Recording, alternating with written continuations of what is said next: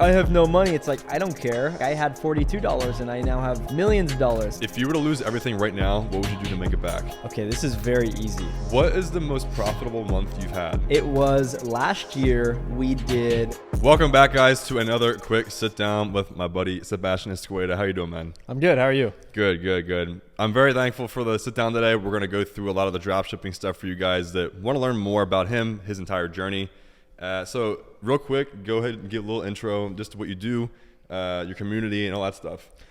Yeah, so I guess a little background. I started dropshipping 2017, stuck with it, and now here in 2024, I've done a few $1 million in sales. So that's kind of the gist. Nice. So in the beginning, yeah, you were just starting out like everybody else. How long did it take you to start building anything significant?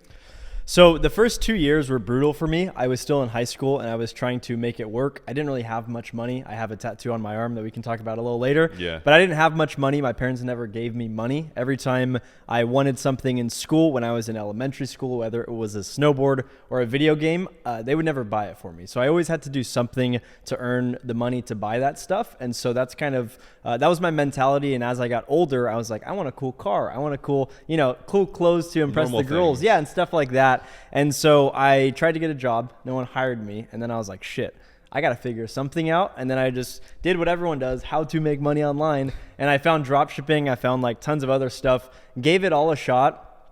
And then I was like, dropshipping probably will work. And if I just stick through it for 2 years, maybe it could click. And that's basically what happened. I tried it in 2017, 2019, I had my first $100,000 month. And then 2020, I had my first 7-figure year. And then since then, I've done pretty well for myself. Hell yeah. One of the main questions I wanted to ask you was, how long was it until you made your first $10,000 per month?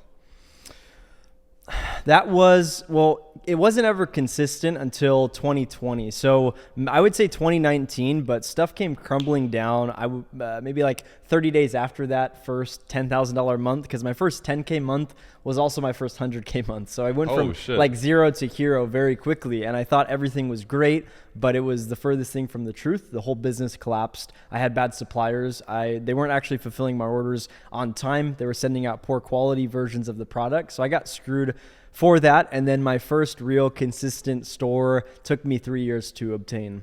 For 10K a month? Yeah, well, I never was at like just 10K. It was just like zero to $250,000 a month in profit, not revenue. So I lived a very crazy come up life. Like, it was weird. Yeah, it's like all over the place. Yeah. In the beginning, just not stable at all. No, for context, in 2020, I started my store that ended up crushing it with around like $3 to $4 grand in my bank account. So I had nothing pretty much. Wow. And then 60 days after that, I had like a few $100 grand. So it was ridiculous. That reminds me, have you ever seen like the hockey stick growth? Like nothing, and then something of exponential growth. It reminds me of that. Mm-hmm. Just nothing, sure. You have your head down, grinding for a while, and then you have all the skills, you have the experience, and then everything lines together, and you have a crazy just explosion of success. Yeah, that was my life and still is to this day. What was your sort of origin story or come up story? So when I was in middle school, I used to watch FaZe Clan all the time, and even in high school. All the guys that are like, I don't know, 20 to like 25 know what FaZe is and stuff like that. They all lived in a New York FaZe house together. Yeah. I was a crazy gamer. I played Call of Duty 10 hours a day. Most days, I had nothing really else to do. Same, not gonna lie. Yeah, it was fun as hell. So basically, I saw all these guys living together, and I knew if they could do it, then I can do it as well. Like, I may not become a YouTuber. I may not be playing Call of Duty for a living, but I know that there's 18 and 19-year-olds right here that I watch like every day making insane money every single month. And they're all living with their boys. They have a cool lifestyle. So ever since that moment, I always knew I didn't want to go to college. I actually did end up going for a semester and a half, and then I dropped out. But basically, my entire backstory was, all right, these guys have already built something cool for their lives. I need to figure something out myself. So my dad, he was big into stocks for a majority of his life. When I was 16, on my 16th birthday, he gave me $2 grand to just like put into a TD Ameritrade account. I messed around a little bit. One of the first stocks I bought was a real estate stock, and it went up, and I was like, oh, this shit's easy. And then it went down below the price I bought at. So then I kind of stopped trading with real money, and I learned something called paper trading, which is basically where you can open an account, use fake money to practice and get the skills to get good at trading essentially. So one thing led to another. I did that for about a year, built up more experience, got more comfortable doing that type of stuff. Then I came across crypto on YouTube.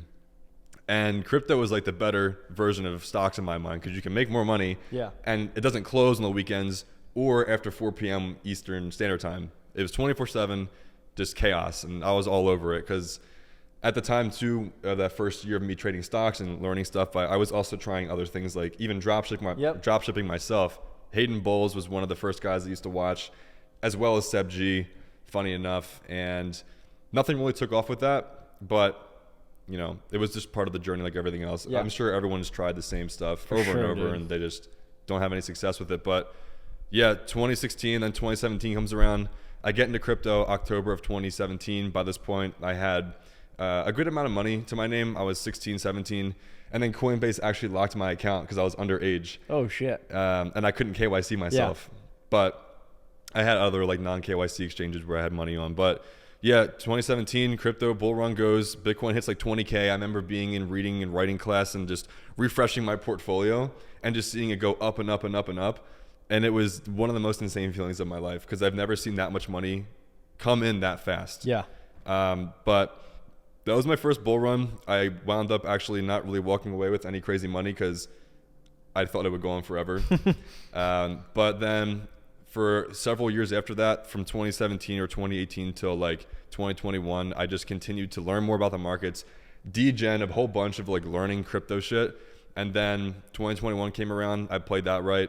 That was one of my best positioning so far, and I'm looking to be doing the same thing this next cycle. That seems like it's getting started already, and I know you're positioned well too. Yep, for sure. So that's awesome, dude. That's my entire backstory. It's crazy, very different background because I'm like now getting to that point, but you started doing the trading off the bat. See, I tried it and I lost like 30 grand trading. So I was like, I'm just going to focus on dropshipping, make a shit ton of money, and then be a little safer, 10 to 20% a year gains. I'm happy with that. So yeah, I definitely did it the opposite. I kind of did super high risk to build up money. Yeah.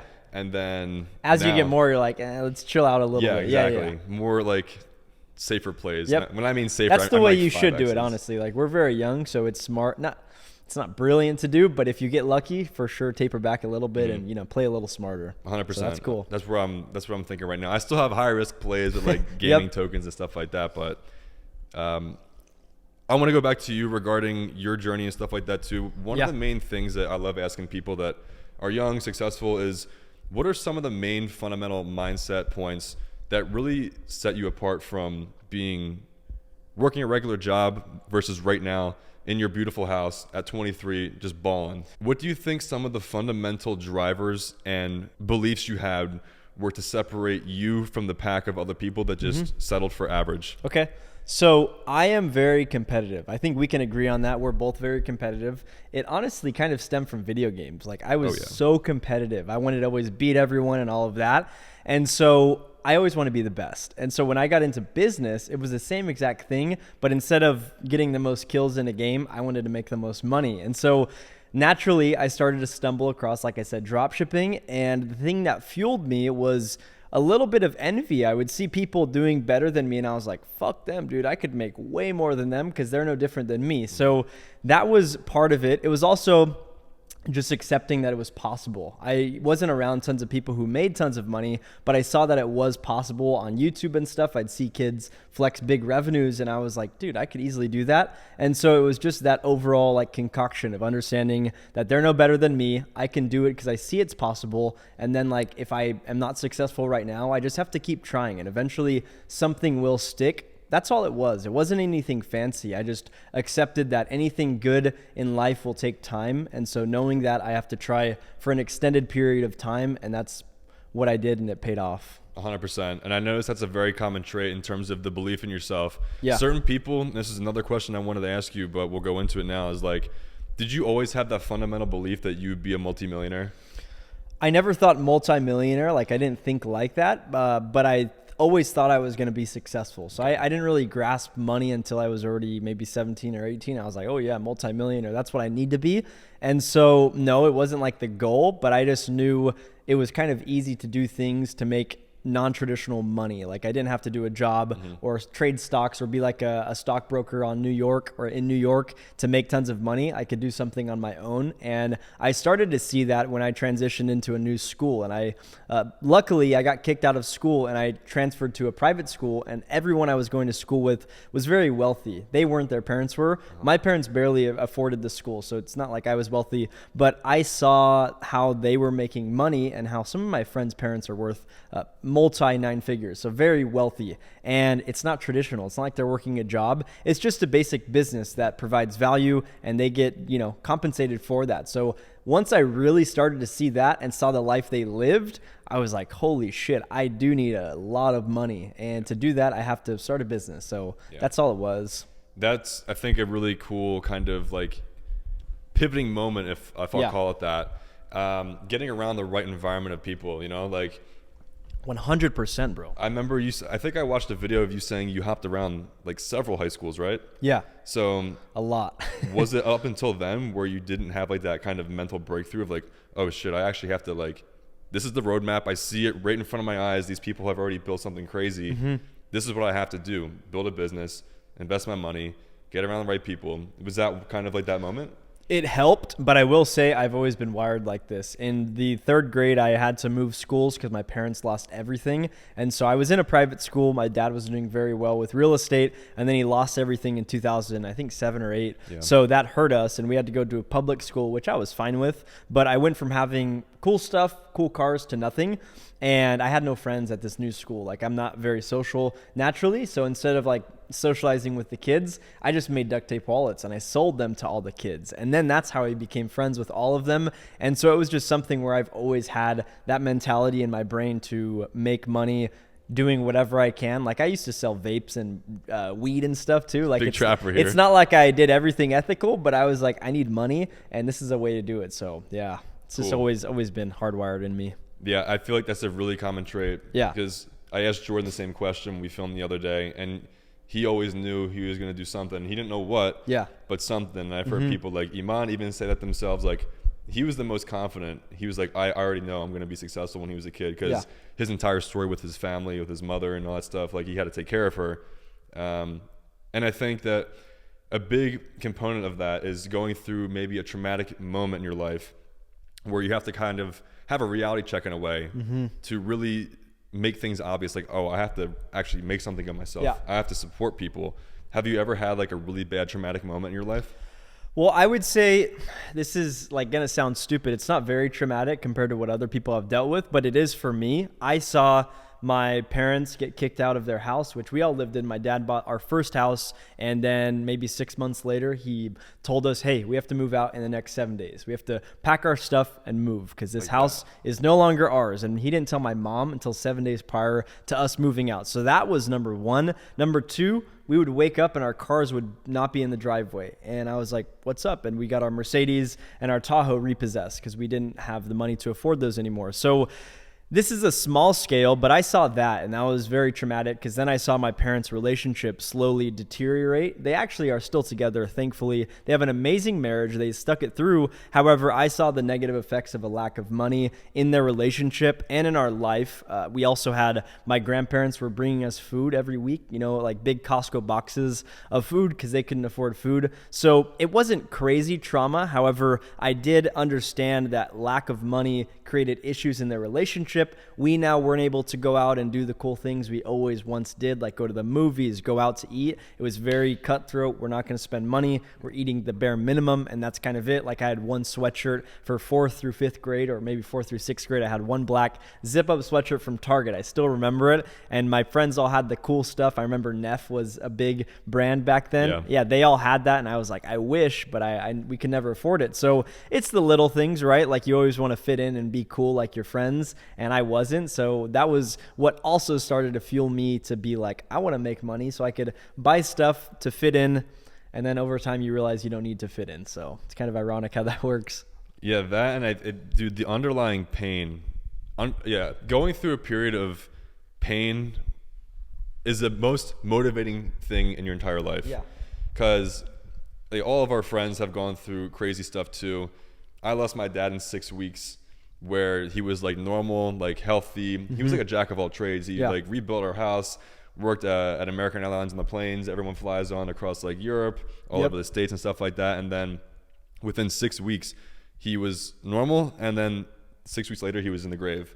So that's unreal. Yeah, that whole process of finding out he had brain cancer, finding out all this other stuff, watching him in real time lose the sharpest tool of his body, which was his mind, watching that deteriorate so quick was so painful, because then he forgot who I was a little bit. He forgot certain things, and it was just like super not fun, to say the least. Yeah. So I can imagine, dude. That's unreal. Yeah, after that, man, like I had to step up because it was just me and my mom. And that was another moment where I was like, oh shit, I have to grow up really fast to take care of myself and my mom. Yeah.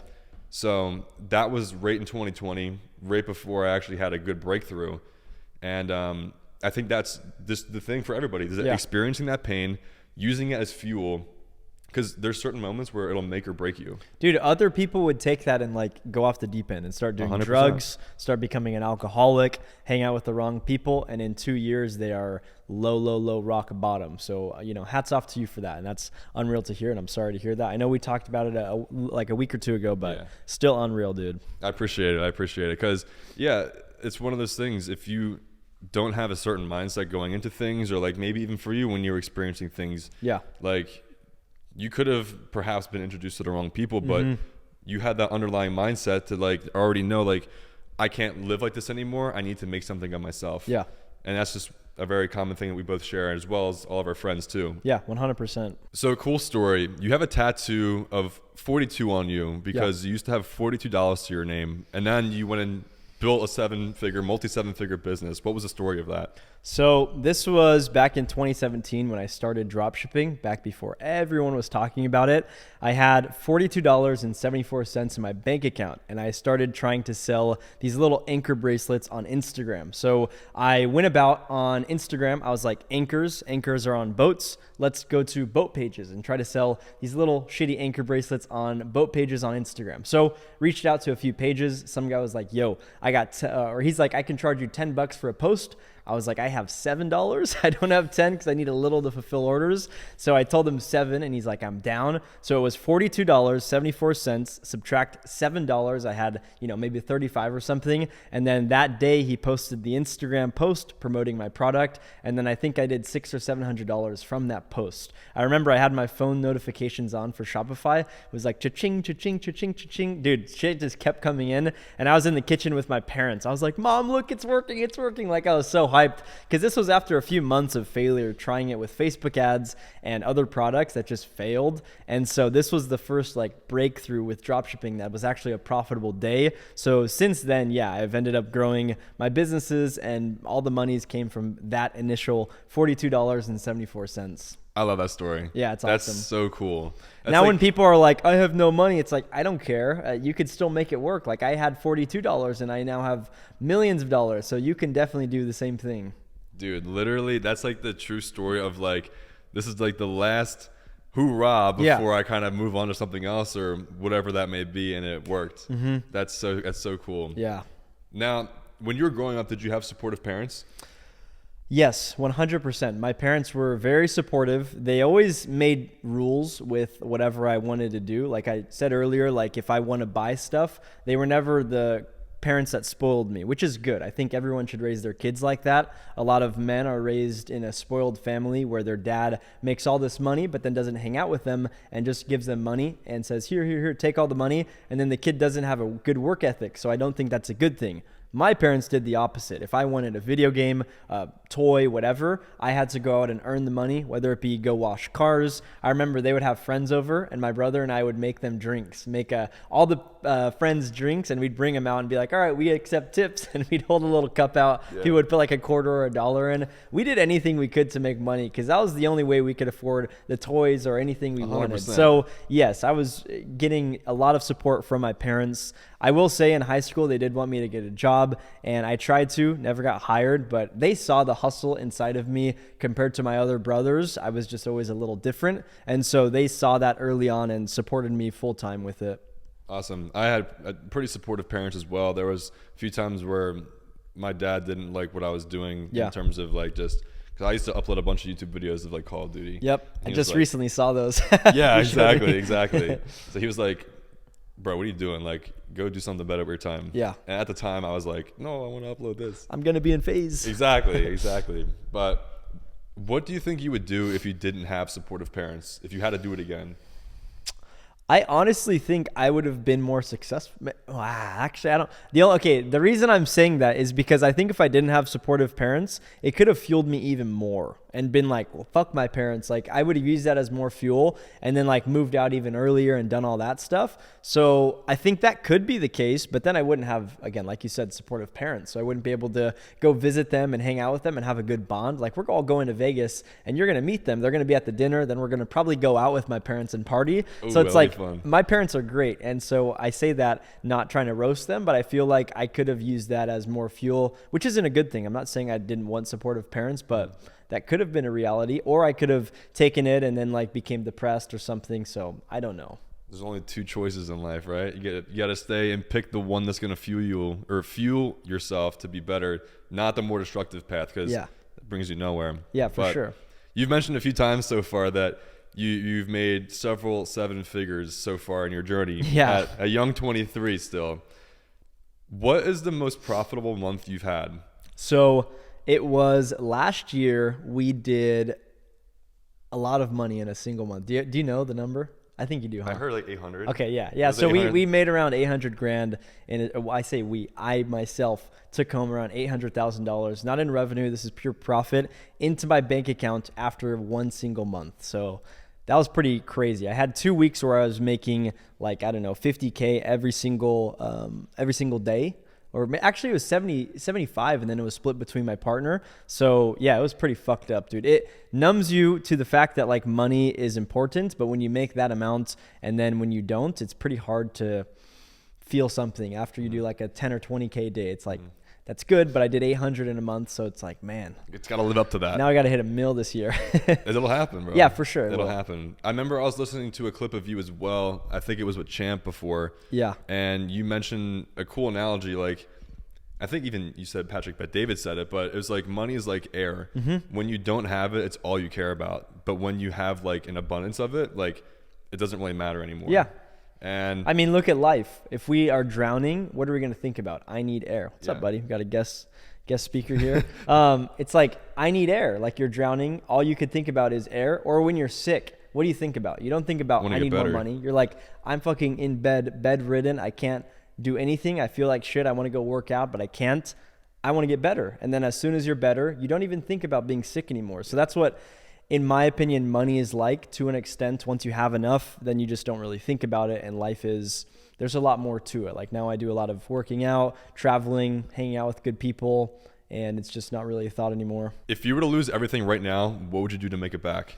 Okay, this is very easy. First, I would start a new TikTok account.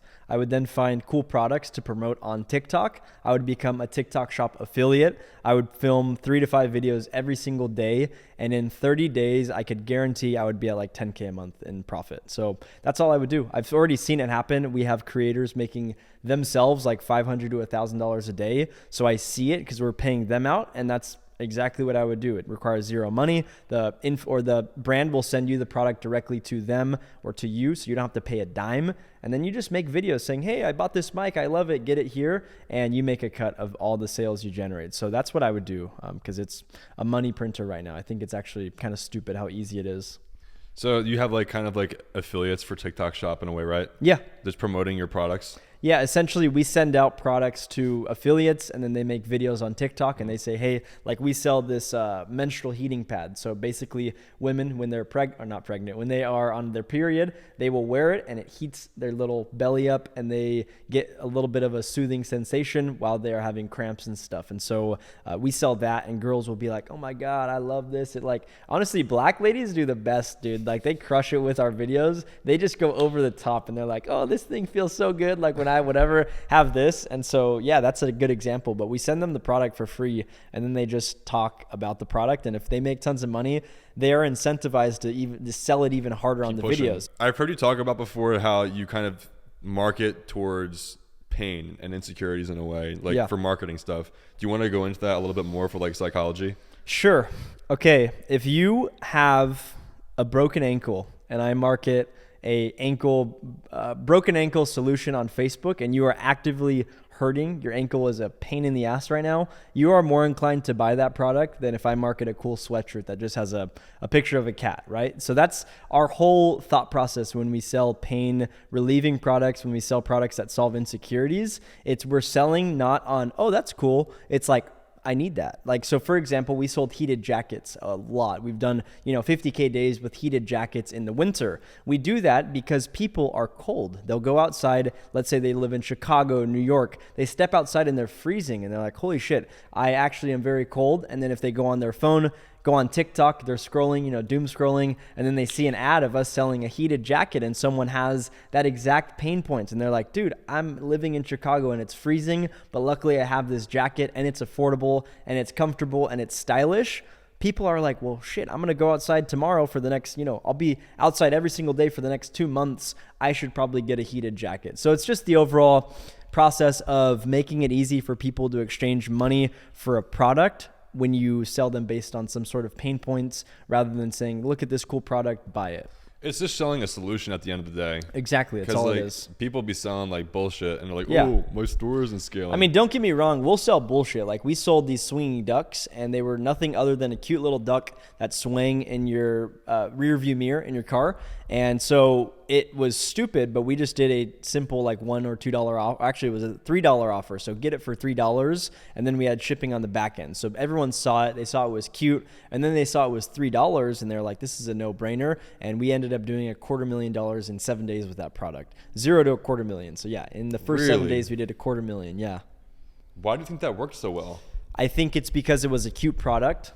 Everyone, for the most part, has a car and it's cheap. So even if you have a shitty car, you could buy the product. And it was only, I think, including shipping, $10. And so that's the only reason it worked, was because no one had done a crazy offer like that. So we were the first to market with the product, and we already saw it was selling well on Shein and Amazon. So it was a great proof of concept. We gave it a shot, and yeah, it worked. We actually ended up getting that $250,000 held for a few days, which almost screwed us over. So that was not fun, but yeah. Oh, on Shopify payments? Yeah, it was like $254,000 that was supposed to hit on Friday, and then it didn't hit till Monday. And if anyone knows, drop shipping with TikTok ads, Friday, Saturday, Sunday, those are the hot days. That's where revenue pumps. You're way profitable. Well, we had $250,000 missing out of our account for 4 days when we're supposed to spend $20K a day on ads. So it's like, oh shit. So fast forwarding now to where you're at, opposed to years and years ago, you actually aren't like in the business, quote unquote, as much as you used to be, right? Right now, you're kind of overseeing teams, managing teams and people. How did you come to the point of letting go in a way from the responsibility of shifting your mindset from being in the business to now managing people? It honestly wasn't much mindset shift, more so that I was stressed out of my mind. I didn't have any free time and I wasn't having to manage everything myself. So 2020 was when I realized that. That's when I did my first, 7 figures in a year. I was running everything in a $250,000 a month profit business by myself. Well, actually, it was 2 people, me and my partner, but we were running it all by ourselves. Customer support, suppliers, inventory, shipping, everything, ads, creatives, photos, all of that, we were managing ourselves. So dealing with that on a daily basis, I was working 12 hours a day, like every single day. It was something that just made me realize naturally that I should probably bring some people on. And if they could do something 70 to 80% as good as I can, that's more than enough, because then it relieves stress and pressure from myself. And then I could focus on higher up stuff and just live a little. So that's all that happened, is I had that realization. So now, yeah, I'm at the point where I manage a lot of teams. I get on calls, I check in on stuff, I fund businesses, and that's kind of the only thing that I'm doing at this current point, especially with dropshipping and software. I have a software coming out.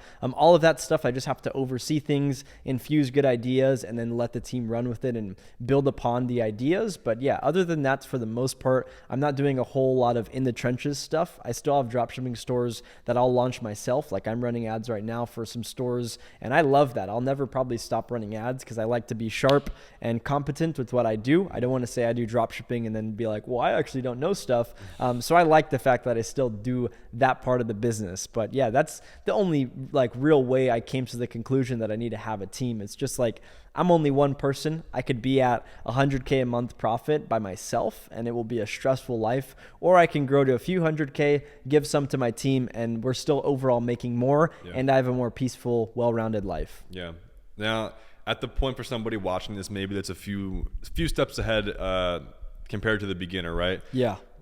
At what point would you recommend someone hiring a team? At the point where they can't handle anything anymore? Yeah, I don't think, like, I don't believe in hiring people too early on. A lot of people do. They just want to have a team just to have it so they can say, yeah, me and my team. But I think you should be stressed out of your mind working 12 hours a day. And then only when you have literally no more time, you should then be like, I should hire someone. And I only think that because you want to feel the pain. That way you can value the person you're hiring to the highest extent and see the pressure in real time get relieved out of your life and make your life easier. So that's personally what I would do. And that's what I currently am doing. We don't hire unless it's absolutely needed and it's going to make a big impact on our business. So that's what I would recommend. It's probably not traditional. I'm sure a lot of people hire too early. I'd rather hire too late. That way I know it's a valuable role and I know it's needed. So yeah. I like that perspective. I haven't heard of that before. Yeah. Like being able to experience the hardships of the pain to then value the person even more. Yep. I like that a lot. I never heard of that before. Mm-hmm. But going into like just throughout now 2024, it's almost March, which is crazy. Time flies, dude. Literally. But where do you see this whole space continuing to unfold itself into now? Because man, over the past 6-7 months at this point, TikTok Shop has been a thing. The whole game has changed, and you're in the game a lot more than I am because I don't do this stuff. So where do you think this whole space is going to be heading towards? Okay, so here's the thing. I'll lay it out for you and give you a very clear idea of where it will be going because I 100% know. So 2017, I started dropshipping. It's all about targeting the right people. It's all about picking the right interests and everything like that. Nowadays, you don't even do interest targeting on paid ads. You literally run ads and the only targeting you're doing is in the creative. So that is going to be the moneymaker, is if people can start dropshipping and focus on not the ads, because ad strategy is not worth it if you have a bad product and first off, a bad creative, because that's the first touch with your customer. Frank, you could sell the best product, but if your video's shit, no one's going to even come on your website. So that's the same thing with everyone's store. And so I think creative is number one. If people can dial in creative, they will win. And as far as TikTok Shop goes, people are sleeping on it still. They think it's like a little fad and a trend, but we are doubling down on it for sure. I'm even starting a new supplement brand just to sell on the TikTok Shop. And so I think it's going to be a crazy thing that they try to compete with Amazon, but they kind of have an edge because they have the whole platform. They can control the algorithm and say, hey, send all this traffic that people scroll on their For You page, not to traditional organic videos, but to videos that promote the TikTok Shop, because then TikTok makes a cut and everyone wins. The creators make money and all that. So I think it will be overall creative focused. AI will continue to take over because we're not even doing targeting anymore. We let Facebook run it and Facebook's algorithm picks all the targeting for us. So yeah, at the end of the day, creatives are the key right now. Yeah, just the creatives and then letting the platform know its people, know its demographic, and throwing it to them. Yeah, essentially. exactly. Okay, cool. I wonder, I thought about this the other night. I wonder if like Instagram will come out with like an actual marketplace because they have their own. They have a little one. But it's pretty shit. Yeah, I think it's actually, I talked to one of my students who's doing like 10 million a year right now, and he said it's doing well for him, Instagram and Really? Facebook, which I haven't heard of. So that was a shocker to me. I heard about it like yesterday, and I was pretty impressed by that because I didn't even know it was a big thing. Yeah, I remember they came out with it a while ago. I feel like it was never that pushed though. Yeah, not So- as much as TikTok, dude. TikTok Oh. has been huge, so Yeah, I'm curious to see if they'll kind of maybe revamp that. Would you go on that platform? for sure. Yeah. Bro, I go where wherever the attention money is, dude. I don't care. Like, I'm not like just TikTok. Like, I still run Facebook ads, and Facebook ads are printing. We're at a 4.5 ROAS today. So every dollar we put in, we get 4.5 out. So it's like, I don't care if TikTok doesn't work. I'll hop onto somewhere else. But yeah, TikTok right now is the money maker. Yeah, you just go where the attention's at. Yeah. Where the people are at. Yep. You have been into crypto. Now you're in like processing, but you have a new software out. And I've been using it, and it's getting me good results. I'm seeing it. So what exactly is it for people who don't know? What's your software? A little analogy I like to give is say that you want to go and target people on Instagram with similar interests, certain keywords, using metadata and stuff like that. I can actually dial in certain profiles that have similar interests that you want to target, whether it's for your personal brand, your actual business page, or quite literally anything else. So you want to go target dropshipping interests, other e-commerce interests and stuff like that by keywords and certain users. I dialed that in for your back-end targeting. Now you have people going to your profile and engaging with you because they're seeing, oh shit, Sebastian Esqueda is viewing my story. He's engaging with me. So that's just basically bringing in warm leads and warm prospects at like a crazy rate. And one of my buddies behind the camera, Jacob, we dialed it in for him for dating. And let's go. You're having decent results with that too, right? Yeah, so I only have 100 followers when I started. Yeah. And now it's at about 115. Oh, hell yeah.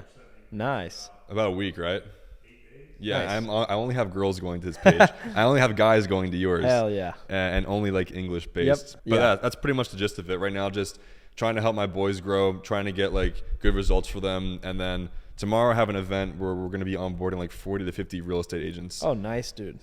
So that should be fun. That's awesome. Yeah, it's a cool software. I've seen it before, but it's solid and it's getting me results. So we're going to run it up. Yeah, I'm down.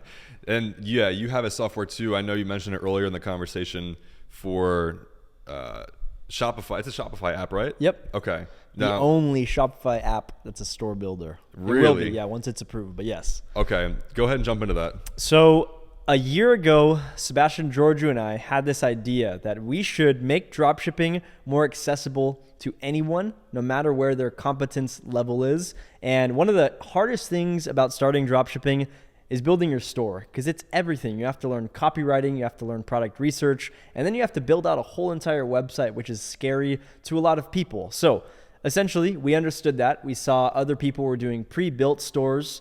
Shocker, it's just a custom, it's not even a custom theme, it's a theme they just dupe on every one store, and it's the same exact thing. So we were like, this is stupid. They're not even getting good value. We went out and probably spent close to $100,000 developing this software that will now build you a whole store. All you do is paste whatever AliExpress link you have for your product. You paste it in our software that will be on the Shopify App Store. You click Generate Store. You add a few little info or key details on your product and everything like that. Click Generate, and it will build your whole entire store, have branded copywriting, make a cool little name for your product, and it's all based on AI, so it's not like we're generating it and it's just a dupe from everyone else's store. It's completely unique to you, and it is going to be less than $20 to generate a store in maybe a minute or two, which traditionally takes the average user 4 to 8 hours to build a store. So yeah, and a really cool feature, I think it was you said that you can actually preview the store before you buy it. Yes. That's such a cool feature because like it costs us money to do that. So we generate it and we actually eat the cost. And if you don't buy it, it's like not a big deal. But yeah, you can generate the store. You see it all. If you want to change the colors, you can do it within our app. Change the colors up, click on the product page. You can even go to a new window and look at the whole entire website and scroll through it and check it out. And only if you like it, then you purchase, and then the store is yours.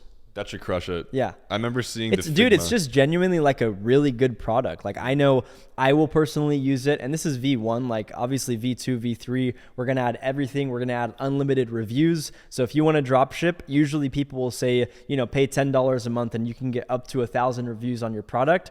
We say, screw that. You can get unlimited. If an AliExpress listing has 10,000 reviews, you want to import all of those, we'll let you for $10 a month. If you want a sticky ads cart, we'll let you do that for a few dollars a month. If you want to do upsells, usually people are like up to $1,000 generated. It's $10 a month, and then it gets more. We're like unlimited revenue for $5 or $10 a month. We're going to add all of these features over the next few months. We're also creating our new theme that is going to be our own theme. It's not going to be a rip from someone else. It's our own custom theme. You'll only be able to access that through our software. So we're basically making it as easy as possible for someone to dropship and only use one app while doing that. I had no idea the other updates were that. Yeah. That's basically kind of just destroying other competition. Everyone, yeah. Because like you said, other people have different tools like, Yep. oh yeah, we can do a certain amount of reviews for the example you said, but no more than that. You guys are saying, screw that. We're going to give you everything you want just for a subscription basis. Dude, anything related to MRR or monthly recurring revenue, is the most powerful thing, especially for when you go and exit. Yeah. That's the biggest play that so many guys are doing in this space. Like Iman, now you guys, I know that even Brett and Jordan Welsh has his own as well. He already exited for multi 7 figures. software is the future for new entrepreneurs that already have some capital that want to build something that's really going to impact the entire marketplace as a whole. Yeah. I do want to say, like, before everyone jumps on software, you don't want to look at it as like it is a moneymaker, but like you want to look at it as a value exchange, like anything. So for us, it was like, how can we make a product that's better than everyone else's, that provides genuine value? Like, what's an annoying thing that people don't really want to do? And building websites was one of them. And then one of the issues was a lot of people were getting pre-built stores that just weren't good. So we always looked at it as like, how can we be better than everyone else and save them money and be the nice guys? Because at the end of the day, that's what we do. We have a free course that shows you how to make thousands of dollars a day drop shipping, and it's completely free. And now we're doing this cheap software that everyone should jump onto our ship, because ours is way cheaper. It will be more efficient, and we are getting discounts from the people who are building the software. So we're basically just relaying that to all of our users so we could, again, take care of everyone, be nice, and in turn, we will get compensated for the value we're providing to the market. So at the end of the day, yeah, like software is great as long as you provide a genuine good service, that if someone's credit card is canceled, you're the first person they call, where they're like, I need to get back on Dropshipped or Beamly or whatever software it is to renew my membership, because I don't want to lose access to this because it's so great. 100%. Just focus on building the best product or service, and the customers will come to you and find you. Yeah, That's exactly. But we'll wrap it up here. I appreciate your time today. For sure. Where can everyone find you?